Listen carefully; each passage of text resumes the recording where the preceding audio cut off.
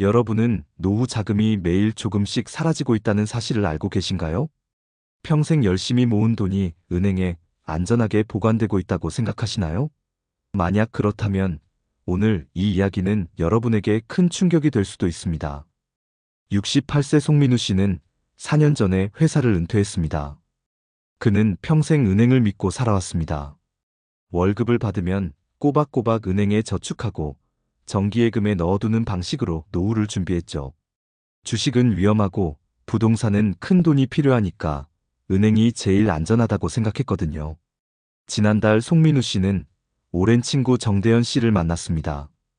그들은 가끔 동네 카페에서 만나 이야기를 나누는데 그날 정대현 씨가 뜻밖의 말을 했어요. 민우야, 나 요즘 예금 일부 해지했어. 왜? 무슨 일 있어? 아니, 예금 금리가 너무 낮아서 실제로는 손해를 보고 있더라고. 이 말이 계속 송민우 씨의 머릿속에 맴돌았습니다. 예금이 손해라니? 그래서 물었죠.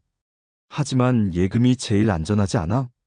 아니야, 나도 찾아보니까 더 안전하면서 이익도 좋은 방법이 있더라고. 다음 날 송민우 씨는 궁금증을 참지 못하고 동네 은행을 찾아갔습니다. 용기를 내어 창구 직원에게 물었어요. 요즘 물가가 많이 올랐는데 예금 이자가 물가보다 낮으면 손해 아닌가요? 그때 옆에 있던 젊은 여직원이 작은 목소리로 말했습니다. 선생님, 사실 예금이 꼭 최선은 아닙니다. 더 안전하면서도 수익이 좋은 방법도 있어요. 그 말에 송민우 씨는 깜짝 놀랐어요. 은행 직원이 예금이 최선이 아니라고요? 오지연 주임은 송민우 씨를 상담실로 안내했고 그곳에서 그가 평생 몰랐던 충격적인 사실들을 알려주었습니다. 선생님, 이 그래프를 보세요. 파란색이 예금 금리고 빨간색이 물가 상승률이에요. 파란색이 계속 아래에 있죠? 이건 예금이 늘어나는 속도보다 물건 값이 더 빨리 오른다는 뜻이에요. 정말 놀라운 사실이었습니다. 돈이 은행에 있는데도 실제 가치는 줄어들고 있다니. 쉽게 말씀드리면 선생님이 1억 원을 예금하면 1년 후에 약 1억 280만 원이 됩니다.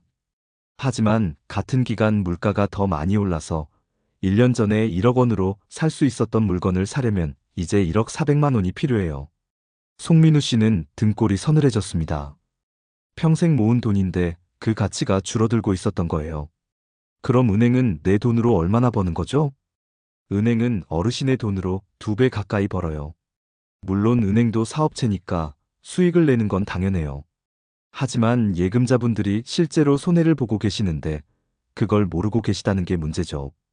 또 하나의 큰 문제는 대부분의 노년층이 자금의 용도를 구분하지 않고 모든 돈을 예금에 넣어둔다는 것이었습니다. 오지연 주임은 자금의 성격에 따라 다르게 관리해야 한다고 설명했어요. 선생님, 모든 돈을 한 바구니에 담아두면 위험해요. 갑자기 병원비가 필요할 때, 여행을 가고 싶을 때, 그리고 5년, 10년 후를 위한 자금은 각각 다르게 관리해야 합니다. 제가 최근에 상담해드린 72세 윤혜자 할머니 사례를 말씀드릴게요. 할머니는 퇴직금 2억을 모두 정기예금에 묶어두셨는데 갑자기 허리 수술이 필요해서 3천만 원이 급히 필요했어요. 중도해지하면서 약 120만 원의 이자, 손실이 발생했고 게다가 예금 해지 후 남은 금액을 어디에 넣어야 할지 몰라 보통예금에 방치했다가 추가 손실까지 생겼습니다. 오지연 주임은 컴퓨터 화면에 간단한 도표를 보여주며 계속 설명했습니다. 또 다른 분은 80세 김현식 선생님인데 이분은 외손녀 결혼준비금으로 5천만 원을 3년 후에 주실 계획이었어요. 그런데 이 돈도 다른 노후자금과 함께 일반 정기예금에 넣어두셨어요. 물가는 계속 올라가는데 예금 금리는 2.5%에 불과해 실질 구매력이 계속 떨어졌죠. 만약 이 돈을 중장기 목적에 맞게 물가 연동 채권에 투자했다면 지난 3년간 물가 상승률 3.8%를 모두 반영받아 실제 가치를 보존할 수 있었을 겁니다. 오지연 주임은 송민우 씨에게 직접적으로 물었습니다. 송민우 선생님도 생각해보세요. 갑작스러운 입원비는 언제든 필요할 수 있죠? 또 내년에 해외여행을 계획 중이신가요? 그리고 10년 후의 생활은 어떻게 준비하고 계신가요? 각 목적별로 돈을 따로 관리하면 필요할 때 손해 없이 쓸 수 있고 장기 자금은 인플레이션에도 가치를 지킬 수 있습니다. 송민우 씨는 고개를 끄덕였습니다. 지난해 급하게 필요했던 입원비 때문에 정기예금을 깨면서 약 80만 원의 이자를 날렸던 자신의 경험이 떠올랐습니다. 또 10년 전과 비교해 생활비는 계속 늘어나는데 예금에서 나오는 이자는 그에 미치지 못해 점점 원금을 까먹고 있다는 걱정도 있었습니다. 정말 제 상황과 너무 비슷하네요. 모든 돈을 한 곳에 넣어두다 보니 급할 때도 장기적으로도 문제가 생기는군요. 맞습니다. 그래서 자금을 목적별로 나누어 관리하는 것이 중요해요.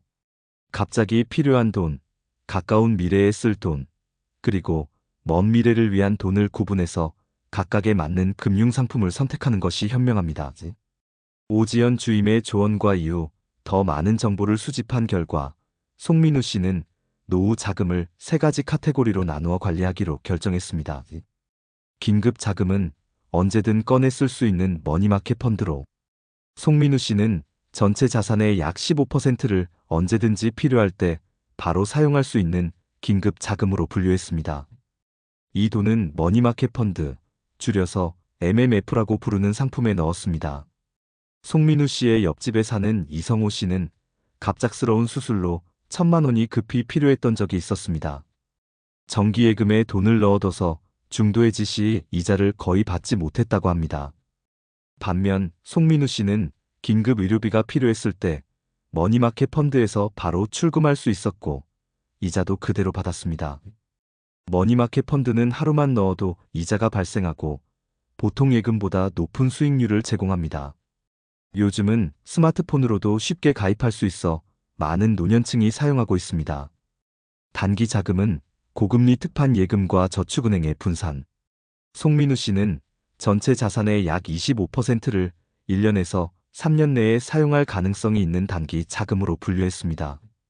이 돈은 고금리 특판 예금과 저축은행 예금에 분산해서 넣었습니다. 송민우 씨의 이웃에 사는 김동철 씨는 모든 돈을 대형은행 하나에만 예금했다가 아쉬운 경험을 했습니다.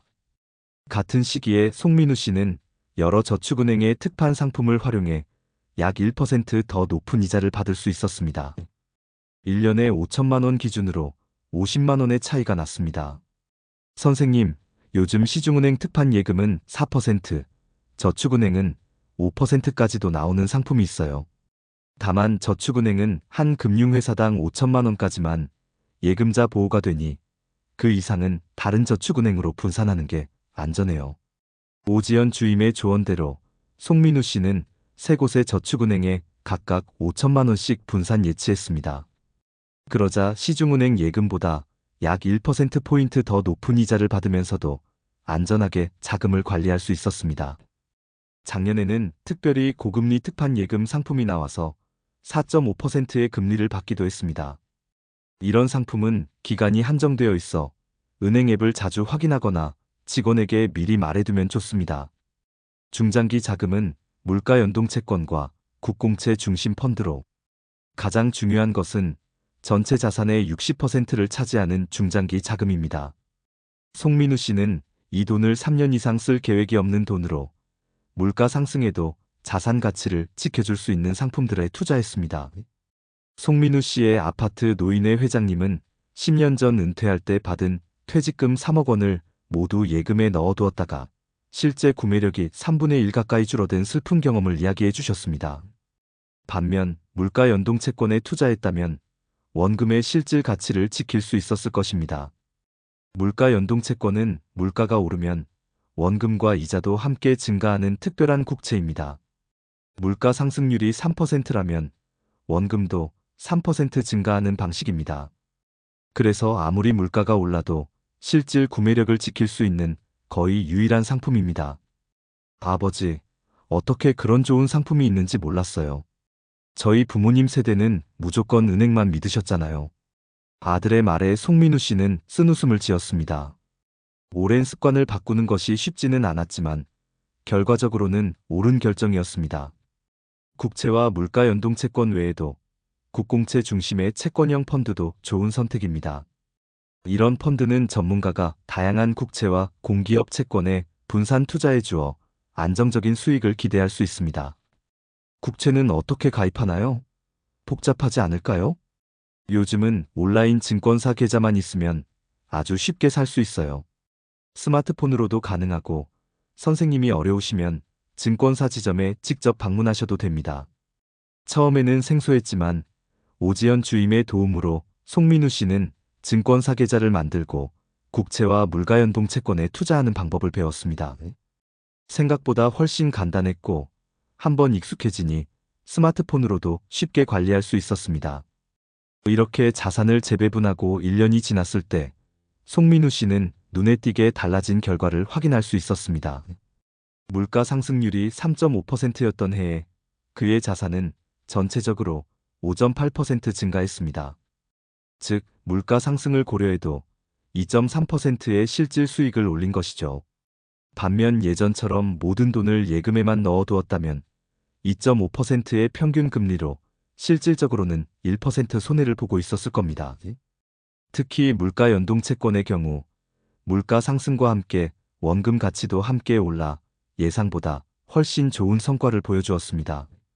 3천만 원을 투자했던 물가 연동 채권은 1년 후 3,150만 원으로 증가했습니다. 또한 자금을 용도별로 나누어 관리하니 정신적으로도 훨씬 편안했습니다.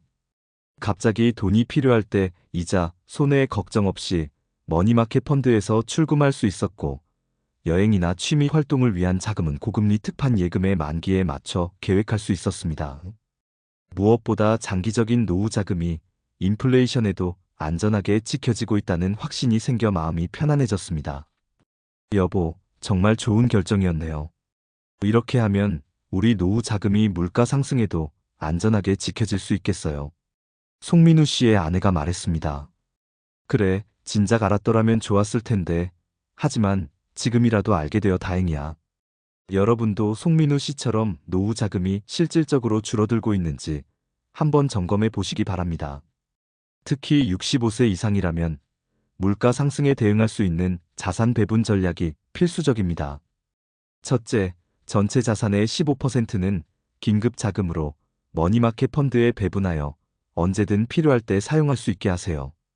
갑작스러운 병원비나 수리비가 필요할 때 중도해지 수수료 없이 바로 출금할 수 있습니다. 이자도 일반 은행 예금보다 높습니다. 둘째, 전체 자산의 25%는 단기 자금으로 고금리 특판 예금과 저축은행 예금에 분산 투자하세요. 다만 저축은행은 한 금융회사당 5천만 원까지만 예금자 보호가 된다는 점을 꼭 기억하세요. 셋째, 가장 중요한 전체 자산의 60%는 장기 자금으로 물가연동 채권, 국채, 국공채 중심 채권형 펀드에 투자하여 물가 상승에도 자산 가치를 지켜나가세요. 이 부분이 여러분의 노후 삶의 질을 결정하는 가장 중요한 부분입니다. 처음에는 낯설고 어려울 수 있습니다. 송민우 씨도 처음에는 걱정이 많았습니다. 하지만 조금씩 배우고 변화를 시도한 결과 이제는 물가 상승 속에서도 그의 노후 자금이 안전하게 불어나고 있습니다. 송민우 씨의 친구 중에는 난 나이가 많아 새로운 것을 배우기 어려워라고 말하는 분들이 많습니다. 하지만 그는 68세에 이런 변화를 시작했고 지금은 오히려 다른 친구들에게 조언을 해주는 입장이 되었습니다. 민우 씨 덕분에 나도 자산 관리 방법을 바꿨는데 벌써 결과가 달라 보여요. 고마워요. 이런 말을 들을 때마다 송민우 씨는 누군가에게 도움이 된다는 보람을 느낍니다. 나이가 들었다고 새로운 것을 배우기에 늦은 때는 없습니다. 지금부터라도 현명한 선택으로 여러분의 노후를 더 풍요롭게 만들어 보세요. 물가 상승에도 자산 가치를 지키는 것, 이것이 바로 진정한 노후 준비입니다. 마지막까지 시청해 주셔서 감사합니다.